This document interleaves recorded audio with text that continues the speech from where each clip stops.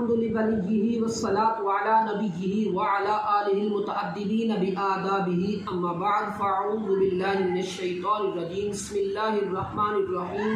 قال اللہ تبارک و تعالی فی القرآن الکریم والفرقان الحمید فی شان حبیبہ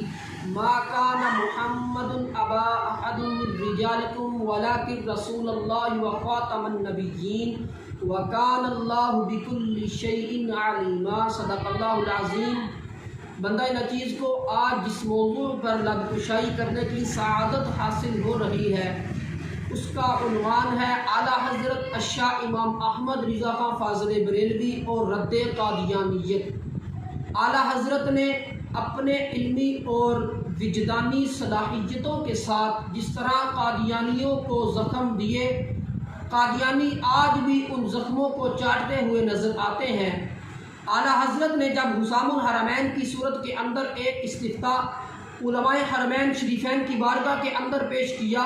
جس کے اندر اعلیٰ حضرت نے جب باطل فرقوں کا ذکر کیا، ان باطل فرق میں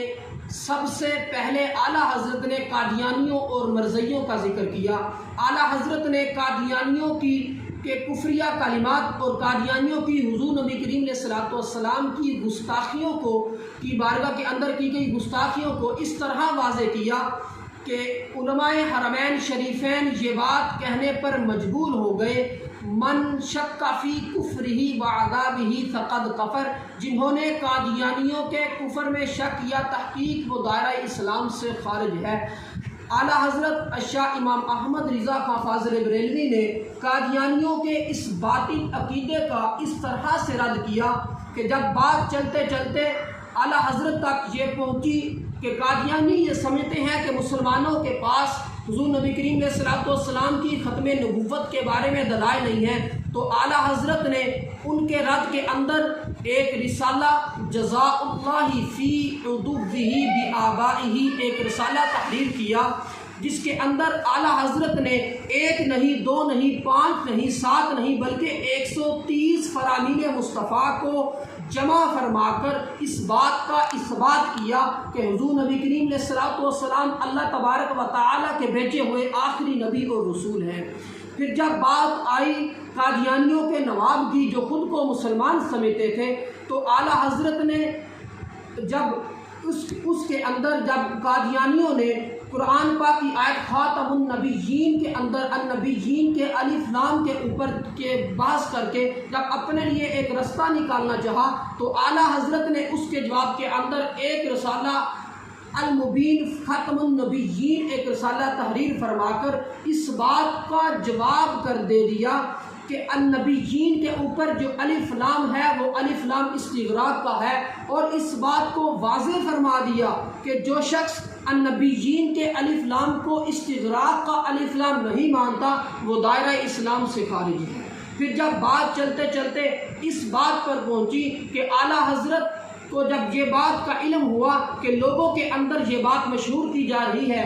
کہ جو قادیانی ہیں ان کو مرزا غلام احمد جو قادیانی ہے اس کو الہام ہوتا ہے، تو اعلیٰ حضرت نے اس کے رد کے اندر ایک رسالہ لکھا، فرمایا الہام کی دو صورتیں ہیں، ایک الہام ہوتا ہے رحمان کی طرف سے، ایک الہام ہوتا ہے شیطان کی طرف سے۔ تو جو مرزا غلام احمد قادیانی جس الہام کی بات کر رہا ہے وہ الہام شیطان کی طرف سے ہے، نہ کہ رحمان کی طرف سے۔ اس الہام کی پشت پناہی پیچھے شیطان کر رہا ہے، نہ کہ رحمان کر رہا ہے۔ تو اعلیٰ حضرت نے جس طرح حدیث کے میدان کے اندر قدم رکھتے ہوئے قادیانیوں کا رد کیا تھا، نحو کے میدان کے اندر قدم رکھتے ہوئے قادیانیوں کا رد کیا تھا، تعبیر الرؤیا کے امام ہونے کی حیثیت سے قادیانیوں کا رد کیا تھا، اسی طرح چلتے چلتے فقہ کے میدان کے اندر بھی قدم رکھتے ہوئے اعلیٰ حضرت نے قادیانیوں کا رد کیا۔ ایک مسئلہ اعلیٰ حضرت کی بارگاہ کے اندر 1320 عیسوی کے اندر آیا، عرض کی گئی کہ اے اعلیٰ حضرت آپ کی بارگاہ کے اندر سوال یہ ہے کہ ایک شخص ہے اس نے اپنی بیٹی کا نکاح ایک قادیانی کے ساتھ کر دیا ہے، تو آپ اس نکاح کے بارے میں کیا حکم ارشاد فرماتے ہیں؟ اعلیٰ حضرت نے فقہ میدان کے اندر ایسا قدم رکھا کہ قدم رکھتے ہوئے اعلیٰ حضرت نے فرمایا وہ نکاح تو باطل ہے ہی ہے، لیکن جس شخص نے اپنی بیٹی کا نکاح قادیانی کے ساتھ کیا ہے، یقیناً اس نے قادیانی کو مسلمان تصور کرتے ہوئے نکاح کیا ہے، تو وہ شخص دائرہ اسلام سے خارج ہو جائے گا۔ تو یہ تھے اعلیٰ حضرت جنہوں نے حضور نبی کریم علیہ الصلوۃ والسلام کی ختم نبوت کے اوپر ایسا پہرا دیا جو آج تک کسی نے پہرا نہ دے سکا۔ تو دعا ہے کہ اللہ تبارک و تعالی میرے ان مختصر سے